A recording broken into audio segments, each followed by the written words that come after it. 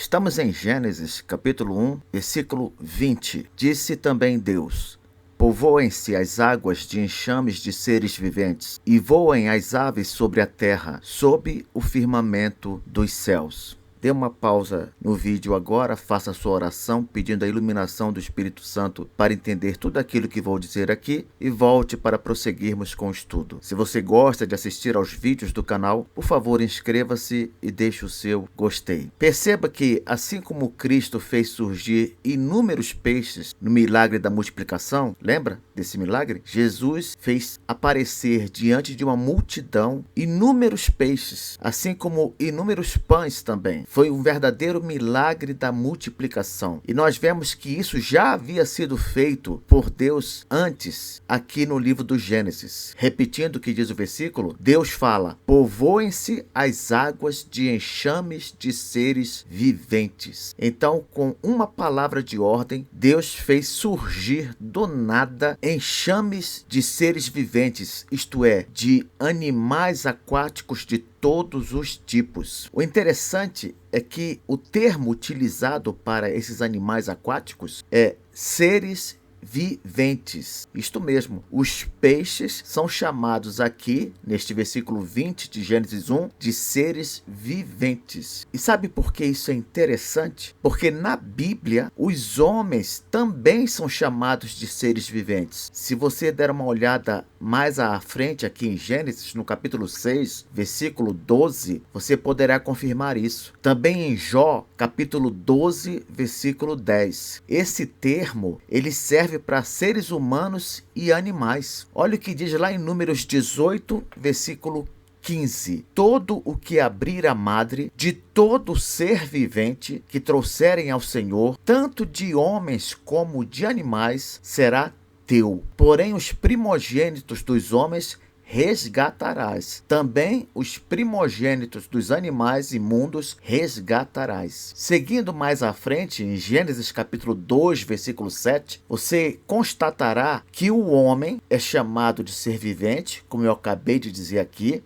e que as Bíblias, em geral, traduzem essa expressão ser vivente como alma vivente. Isso nos faz subentender que essa expressão é considerada um sinônimo para ser vivente, já que na língua original hebraica nós temos as mesmas palavras. Então, de início, quero simplesmente esclarecer que tanto ser vivente quanto alma vivente são a mesma coisa e que ambos os termos são usados para homens e animais. Professor, então isso quer dizer que o animal também é uma alma vivente? Claro, e pelo menos duas traduções da Bíblia reconhecem isso sem qualquer sombra de dúvida. Veja a tradução deste versículo 20, por exemplo, pela Almeida Revista e Corrigida. E disse Deus: produzam as águas abundantemente, répteis de alma vivente, e voem as aves sobre a face da expansão dos céus. Viu só? Na Almeida Revista e Corrigida, os répteis, é dito aqui deles que eles têm alma vivente. Na Almeida Corrigida e Fiel, esse versículo 20 de Gênesis 1 é traduzido assim: e disse Deus, produzam as águas abundantemente, répteis de alma vivente. Olha aí, a mesma coisa. E voem as aves sobre a face da expansão dos céus. Diante disso, a gente poderia dizer que no versículo 21, logo a seguir, poderia com certeza vir a seguinte tradução: as almas viventes que rastejam, não é? Claro, seguindo o mesmo raciocínio, a mesma lógica. No versículo 24, mais à frente um pouco, aqui de Gênesis 1, poderíamos ter: produza a terra almas viventes, conforme a sua espécie, animais domésticos, répteis e animais selváticos, segundo a sua espécie. Então, toda criatura aqui em Gênesis 1 pode ser considerada como alma vivente. Aí você me perguntaria, por que então que só no caso do homem geralmente se traduz como alma vivente? Por que que as Bíblias todas não fazem isso? E eu te responderia o seguinte, que deve ser pelo receio de se admitir que o texto bíblico declare que tanto o homem quanto os animais são almas viventes. Sabia disso? Alma vivente quer dizer o quê? quer dizer apenas que a criatura é um ser vivo. E todas as criaturas que têm vida são almas viventes. Por quê? Porque Deus fez os seres do mundo material com uma alma, que se manifesta como? Se manifesta através do corpo que ela tem. Por isso é que quando o corpo passa pela morte física e a alma sai dele, ele se torna um corpo inativo, compreende? Porque o corpo é uma expressão da alma que está nele. Se a alma sai, o corpo automaticamente se torna inativo. Nós não cremos que a vida ela seja simplesmente resultado de uma atividade cerebral. Quem pensa assim são os ateus, não nós. Porque para nós, Deus fez as suas criaturas com alma, como está claro por este versículo 20 e outros mais. Professor, então eu posso dizer que os animais têm alma mesmo? Sim, você pode. O próprio rei Salomão, que escreveu, entre outros, o livro de Eclesiastes, ele sabia disso, que os animais têm alma, assim como os homens. Afinal, esse é um ensino claro na Bíblia, desde este livro aqui de Gênesis. Veja o que Salomão diz a respeito desse assunto em Eclesiastes 3, 19 a 21. Porque o que sucede aos filhos dos homens, sucede aos animais. O mesmo lhes sucede. Como morre um, assim morre o outro. Todos têm o mesmo fôlego de vida. Essa expressão fôlego de vida quer dizer alma. Então aqui Salomão está falando o seguinte: o que acontece aos homens acontece aos animais. O mesmo acontece a ambos. Como morre um, assim morre o outro.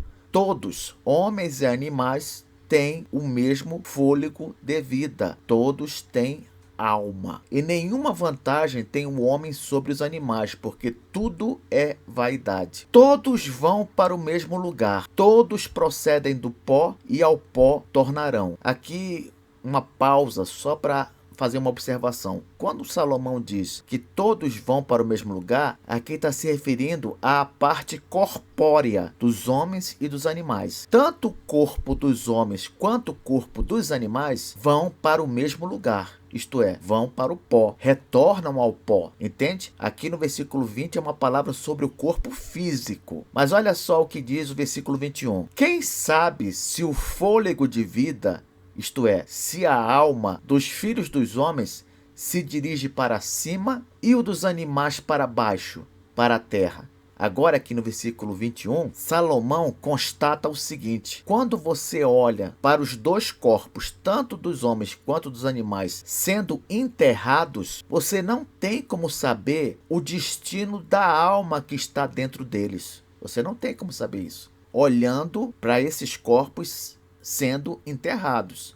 É claro que nós, à luz da Bíblia, sabemos que pelo menos a alma do homem, ela tem um destino certo. Ou ela vai ao encontro de Cristo, ou ela vai para a perdição. Isso aí a gente sabe. Infelizmente, a Bíblia não nos diz o que acontece com a alma dos animais. Comentando este versículo 21 de Eclesiastes capítulo 3, o escritor Sidney Greidanus, este homem aqui é famoso, ele é um escritor que geralmente fala sobre Cristo nos vários livros do Antigo Testamento. Ele procura mostrar onde no Antigo Testamento Cristo aparece. Então você vai encontrar nas livrarias livros do Sidney Greidanus falando, por exemplo, sobre Cristo em Eclesiastes, Cristo em Gênesis, Cristo em Daniel. Basta procurar. Pois bem, no comentário que esse autor faz sobre Eclesiastes capítulo 3, versículo 21, ele diz o seguinte: quando observamos a morte de um ser humano e a morte de um animal, não podemos dizer se o espírito de um vai para cima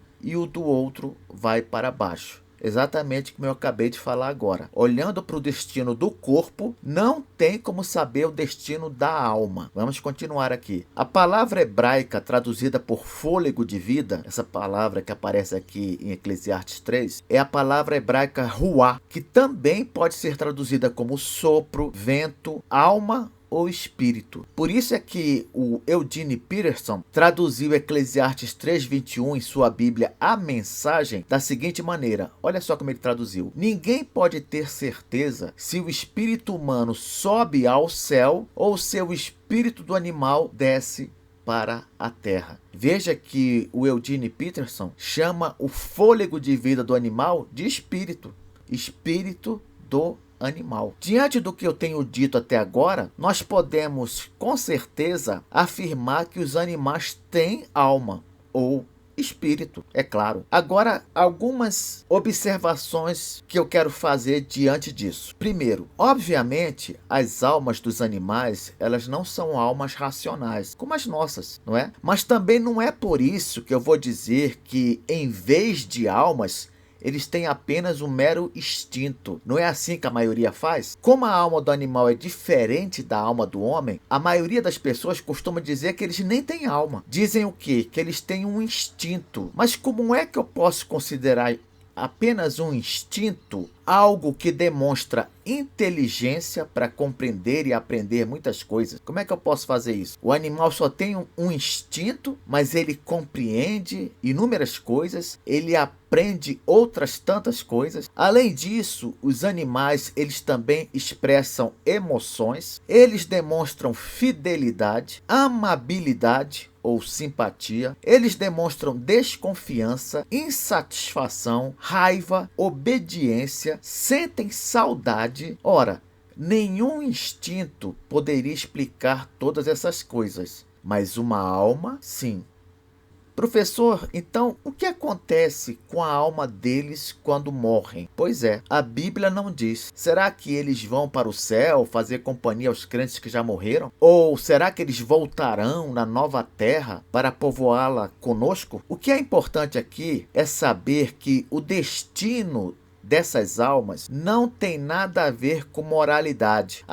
O animal não pode entrar no céu porque ele não é um ser moral. O animal, não, isso nem entra em discussão, porque os animais são irracionais. Eles nem mesmo são considerados seres morais por Deus. Não são. O destino deles, após a morte, cabe unicamente à vontade de Deus, à vontade soberana de Deus. Mas não há nada que impeça a Deus de mandá-los para qualquer lugar, ou mesmo de fazê-los deixar de existir. Não há nada, Deus pode fazer o que quiser. Não seria errado também Deus mandá-los para a companhia dos que já morreram, simplesmente porque não há nada que os proíba de entrar lá, você entende? Por exemplo, o que impediria alguém de entrar no céu? O pecado. Só que só tem pecado os seres morais. Se o animal não é um ser moral, então ele não tem pecado. Se ele não tem pecado, qual o problema de mandá-lo, por exemplo, para onde estão as pessoas que já morreram em Cristo? Qual o problema? Em tese, nenhum. Continuando, quando eu digo também que um animal tem alma, eu não estou dizendo que ele seja um ser espiritual. Isso tem que ficar claro, num aspecto religioso. Quando eu digo que ele tem alma, eu quero dizer simplesmente que, com respeito à sua constituição, como ele foi criado de forma semelhante ao ser humano. Como assim? Ele foi criado com alma e corpo. E sua alma, assim como a alma do ser humano, se expressa através desse corpo. Então, nesse aspecto, a morte física dos homens e dos animais, ela é parecida. Nos dois casos, quando ambos morrem, a alma deles se separa de seus corpos. Por fim, se os animais não são santos nem pecadores, repito, por que, teoricamente falando, suas almas não poderiam ir para o céu se Deus quisesse mandá-las para lá? Por que não? Professor, no final das contas, nós continuamos sem saber o destino das almas dos animais, não é isso? É, isso mesmo. Mas eu espero que esse estudo, pelo menos, tenha deixado claro que o destino dessas almas é um mistério para nós.